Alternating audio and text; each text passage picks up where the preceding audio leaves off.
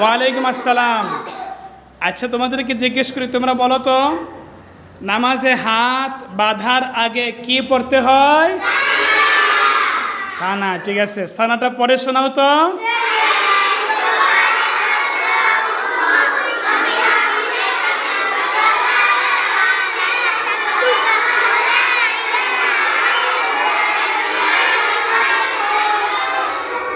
সানা সুবহানাকাল্লাহুম্মা ওয়া বিহামদিকা ওয়া তাবারাকা ইসমুকা ওয়া তাআলা জাদ্দুকা ওয়া লা ইলাহা গায়রুক।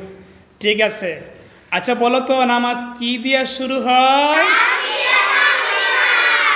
তাকবীরে তাহরিমা। তাকবীরে তাহরিমাটা কি? আল্লাহু আকবার হলো তাকবীরে তাহরিমা। হাত বাঁধো তো দেখি। তাকবীরে তাহরিমা বলেছো, হাত বাঁধো দেখি। ঠিক আছে, তোমাদের হাত বাঁধা দেখি। দেখেন সম্মানিত দ্বীনী ভাই এবং বোনেরা, ছেলেরা পুরুষ মানুষ এভাবে হাত বাঁধবে নাভির নিচে, দুই হাত বাঁধবে শক্তভাবে। আর মহিলারা দ্বীনী বোনেরা হাত বাঁধবে বুকের উপরে, ডান হাত বাম হাতের উপরে থাকবে।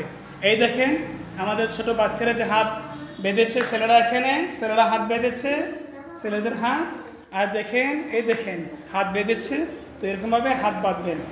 ঠিক আছে, তারপরে বলো তো দেখি, তাকবীরে তাহরিমার পরে কি পড়িতে হয়?